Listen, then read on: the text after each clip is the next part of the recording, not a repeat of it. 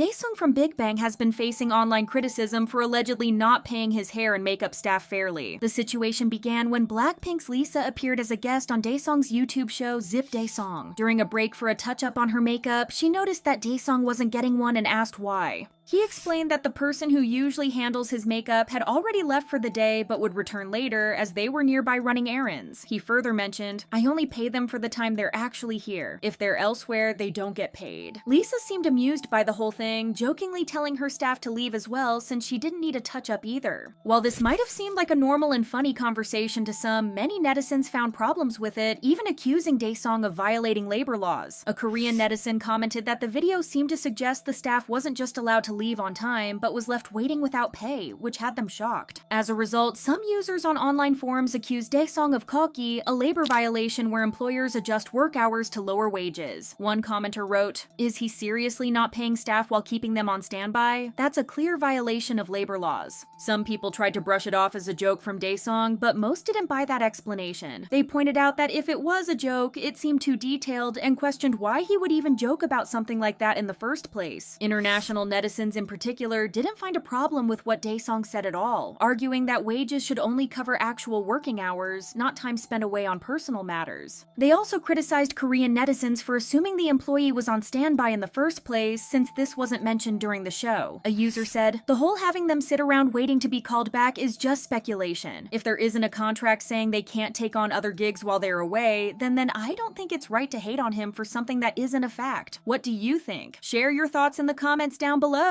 Speaking of Lisa, she has recently achieved some big milestones in her career, but she's also faced some difficult moments. Such was her performance at the Academy Awards ceremony on March 2nd. For those of you who don't know, Lisa recently joined forces with Doja Cat and Ray for a James Bond tribute at this year's Academy Awards, celebrating 6 decades of the iconic franchise. The medley kicked off with Oscar-nominated actress Margaret Qualley dancing to the classic Bond theme before Lisa made a dramatic entrance from above, performing Live and Let Die, the 1973 Bond theme originally by Wings. Despite some positive feedback, the general response to her performance leaned toward disappointment. Many viewers felt underwhelmed, and some even speculated that she had lip-synced. This led to debates online, especially since it's widely believed that the Academy Awards prohibit lip-syncing during live performances. Overall, the majority were wondering what Lisa was doing with her career, with a user writing, "She is supposed to be a pop girl, but she keeps promoting at the bizarre place like Oscars? Not even with her own songs too. With all those connections and popularity, she is surely not doing it right." However, Lisa has been making headlines for more than just that. As you may know, Lisa's first solo studio album, Alter Ego, dropped on February 28th, but the reported sales numbers have left both fans and casual listeners scratching their heads. Recently, Hanteo chart data reported around 30,400 copies sold on the first day, but shockingly, only a single copy was recorded as sold on the second day. This drastic drop has sparked confusion and speculation among fans and online users, who agreed that this wasn't possible. Lisa is not only one of BLACKPINK's most popular members, but her previous album sold around 700,000 copies in its first week. Not only that, but Alter Ego also surpassed 1 billion streams on Spotify before the album even got released. So how could her new release suddenly drop to just one sale on the second day? Well, there are a few possible explanations. One theory is that Lisa doesn't have a Korean company or distributor, which could be affecting her Hanteo sales. Another possibility is that she's selling the album exclusively through her own company's website, which isn't linked to Hanteo or Circle Chart. This would allow fans to buy directly from her rather than through chart-affiliated platforms, and it would explain the low number of sales. Regardless of the reason, something about these numbers doesn't add up. Because of this, fans are encouraging people to hold off on labeling Lisa a flop and to wait for the full first week sales before jumping to conclusions. Moving on to the next topic, EXO's Xiumin and the other CBX members who left SM Entertainment appear to have been banned from Korean broadcasting stations. Last year, the members of CBX were in a highly publicized feud with SM over their contracts, which had a lot of fans fearing for what this might mean for the members. Seeing as SM allegedly has a track record of being petty toward idols they believe have wronged them, many expected some form of retaliation against the 3 members who left. Now, it seems that's exactly what's happening. On March 4th, INB 100, the agency managing Baekhyun, Xiumin, and Chen released a statement revealing that Xiumin had been blocked from performing on BIGBANG due to the presence of SM artists on the show. In their statement, the company said that Xiumin is set to make his solo solo comeback after 2.5 years with his new album Interview X on March 10th. To ensure he had opportunities to perform, his agency claimed to have actively reached out to broadcasting stations. However, despite their efforts, KBS apparently did not respond to any of their attempts to communicate. Eventually, they were unofficially informed that Xiumin would not be allowed to appear on KBS programs if SM artists were also scheduled. The agency criticized the public broadcaster for ignoring their attempts to communicate, calling their actions unprofessional and unfair. Despite this, they made it clear they wouldn't back down, promising to find new ways to organize even bigger events and deliver unforgettable performances in the future. INB 100's statement led to a lot of split opinions. Some believed that Xiumin, as well as the rest of the CBX members, were indeed blacklisted from broadcasting stations because of their former company. Many netizens pointed out that this wouldn't be the first time SM was accused of shutting out former artists. JYJ was kept off Korean TV for years and had to promote in Japan after suing over unfair contracts, and Jessica practically disappeared from the Korean entertainment industry after leaving Girls' Generation. A Twitter user wrote, "SM has the reputation of banning X-acts from any form of TV appearances. I have no doubt Xiumin and his new agency are telling the truth. However, there were netizens who defended SM, accusing the members of making false claims to gain sympathy. It was pointed out that Chen had no issues performing Empty on Music Bank while aespa was promoting Armageddon, leading to people questioning why KBS would apply different rules in Xiumin's case. There were also speculations that INB 100 might have struggled to secure Xiumin's promotions on KBS due to a lack of resources. Given SM's history of being accused of blocking former artists from broadcast, some commenters suggested the agency could have used this narrative to gain public support. Then, on the same day, KBS responded to these accusations by releasing a statement and saying, "The claim that KBS informed Xiumin he was not allowed to appear on Music Bank is not true. We have been in ongoing communication with his agency." Rather than turning the public against Xiumin and INB 100, the statement led many to believe KBS was the one hiding the truth. A Twitter user pointed out that while Xiumin technically isn't officially banned, he's still allegedly blocked from appearing whenever an SM artist is on the lineup. With how often SM artists promote, they argued that this restriction is basically the same as banning him entirely. It was also noted how weird it was for them to say that they were communicating with the agency if there were no issues. Another user wrote, "What communication is even needed? He just needs to be told the date and time. Can't handle being publicly called out, KBS?" Xiumin and INB 100 haven't commented on these accusations yet, but as EXO fans put it, they will believe their statement when they see Xiumin performing on stage. Lastly, there's been an update on Taeil's situation. In August of last year, Taeil was removed from NCT after being linked to an ongoing criminal case. When the company first addressed the situation, they didn't share many details about the nature of a crime. However, later reports revealed that Taeil, along with two non-celebrity acquaintances, was being investigated for forcing themselves on a foreign woman who was in a state of unconsciousness or resistance incapacity. Then legal sources revealed on March 4th that Taeil and two others were indicted on February 28th by the Women and Children's Crime Investigation Division of the Seoul Central District Prosecutor's Office on charges of special quasi.